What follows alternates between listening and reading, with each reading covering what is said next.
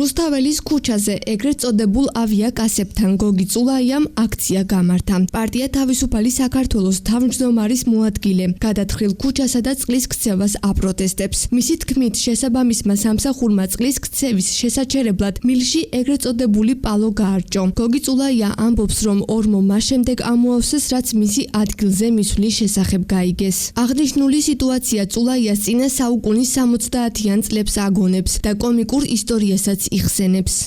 წინა საუკუნის 70-იან წლებში ჩემსოფელში ასეთ წყალგაყვანილობას ლადიკო იყო ერთი აცხონოს მეტყვა კაიგაცი იგიული და ბევრი წისებები რო იყო კრება გაიმართა და ლადიკოს გალანსგენ და ეჩხუბებოდნენ რა რეგიონდა რა გიდათ ბატონო სადაც ვდახე დეფექტი იგავარჩო პალოვო და ზუსტად იგივე მეთოდებით ამ 21 საუკუნეში გუშინ 4 დღის წინ გათხარენ არის წყლის ცევა ჯერ ეგრე გათხარენ იქიდან დაიწყე მე იქანა არისო და მოვიდნენ აგენ და ჩვეულებრივად პალო გააჭვენ მილში რო წყლის ცევა არ ყოფილიყო და როდესაც გაიგენ რომ მოვედი გამაგებია მეზობლებმა და გავიგე და მოვედი და დავათვალიერე და იცოდნენ რომ დღეს ამას ვაპირებდი მოვიდნენ გუშინ ღამე და გადააყარენ რომ ფაქტები დამალონ და არა და სურათი გადაგვებული გვაქვს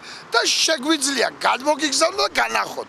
ნუ როდემდე არ გწვენიათ 21 საუკუნეში პალოს გაჭობა ტრუბაში და ასე დღეების განმავლობაში დატოვება. აი როდემდე გოგი წულაია ქუთაისის მერიის შესაბამის სამსახურს დროული რეაგირებისკენ მოუწოდებს. ქეთი გელაშვილი ტელეკომპანია მეგატივისთვის.